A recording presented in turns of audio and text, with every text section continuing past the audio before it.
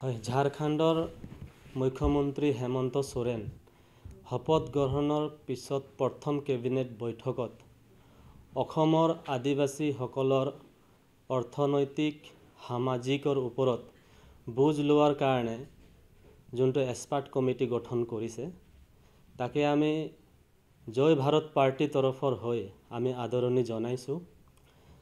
তাৰ পিছতো অসমৰ মন্ত্ৰী সঞ্জয় কিষাণ ডাঙৰীয়া যি ঝাৰখণ্ডৰ মুখ্যমন্ত্ৰীৰ ওপৰত যি বিৰূপ মন্তব্য কৰিছে সেই বিৰূপ মন্তব্যৰ পৰা তেওঁ আঁতৰি থকাৰ কাৰণে আমি তেওঁক হকিয়াই দিছো। কাৰণ অসমৰ আদিবাসীসকলৰ যি জ্বলন্ত সমস্যা এই জ্বলন্ত সমস্যাৰ ওপৰত 1947 চনৰ পৰাই আদিবাসী দল সংগঠনে আন্দোলন চলাই আহিছে আৰু আজিলৈকে আদিবাসীৰ যি জ্বলন্ত সমস্যা আজিলৈকে সমাধান হোৱা নাই। আজি বাগানৰ যি সমস্যা দিনক দিনে বাগান বিক্ৰী কৰিবলৈ ওলাইছে বিজেপি চৰকাৰে, বাগানৰ চাহ শ্ৰমিকৰ যি মজুৰি আজি মাত্ৰ 250 টকা, মিনিমাম ৱেজ এক্ট লাগু কৰিব পৰা নাই চৰকাৰে আজিলৈকে, বনাছৰ যি খেলিমেলি, তাৰ পিছতো অসমত বসবাস কৰা আদিবাসী লোকসকলৰ পূৰ্বৰ পৰা থকা মাটি আজিলৈকে আবণ্টন দিব পৰা নাই চৰকাৰে। আজি চাওক ডিমা হাছাত আদিবাসীসকলে আজি কাষ্ট সাৰ্টিফিকেট পাবলৈ সক্ষম হোৱা নাই।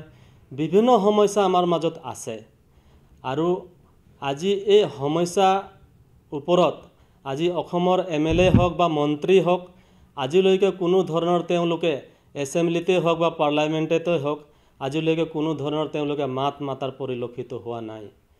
আজি সঞ্জয় কিষাণ ডাঙৰীয়া আজি তেওঁ ৰজাঘৰীয়া হৈ আজি বিজেপিৰ এজেণ্ট হিচাপত কাম কৰিছে বুলি মই ক'ব খোজো।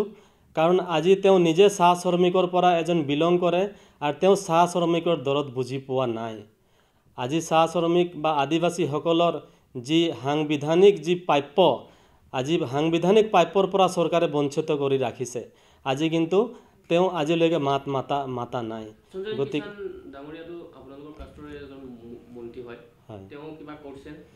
চাওক আজি তেওঁৰ যোনটো বিভাগ আজি শ্ৰম বিভাগৰ তেওঁ মন্ত্ৰী, আজি শ্ৰম বিভাগৰ পৰা তেওঁ কিমান কাম কৰিছে আমাৰ এই জাতিটোৰ কাৰণে, তেওঁ খতিয়ান পৰিস্থিতি কৰক, তেওঁ ৰাজহুৱা কৰক। আজি তেওঁৰ ডিপাৰ্টমেণ্টৰ পৰা যিখিনি কাম চলি আছে জগন্নাথ কমিউনিটি হল নামেৰে কমিউনিটি হলবিলাক কাম চলি আছে বাগানত, আজি এই কামবিলাকত কেইজন আদিবাসী ল'ৰা তেওঁ এংগেজ কৰিব পাৰিছে। গোটেই বাহিৰা ঠিকাদাৰ তেওঁ কমিশ্যন লৈ পেলাই কাম দি আছে, তেওঁলোকক এটাও আদিবাসী ল'ৰা এংগেজ কৰিব পৰা নাই। গতিকে মই ভাবোঁ সঞ্জয় কিষাণ ডাঙৰীয়াৰ এই আদিবাসী বা চাহ জনগোষ্ঠীৰ যি উন্নয়ন প্ৰতি কাম কৰাৰ তেওঁৰ মানসিকতা নাই। যিকোনো খবৰৰ বাবে যোগাযোগ কৰক 7099017330 অথবা 70990173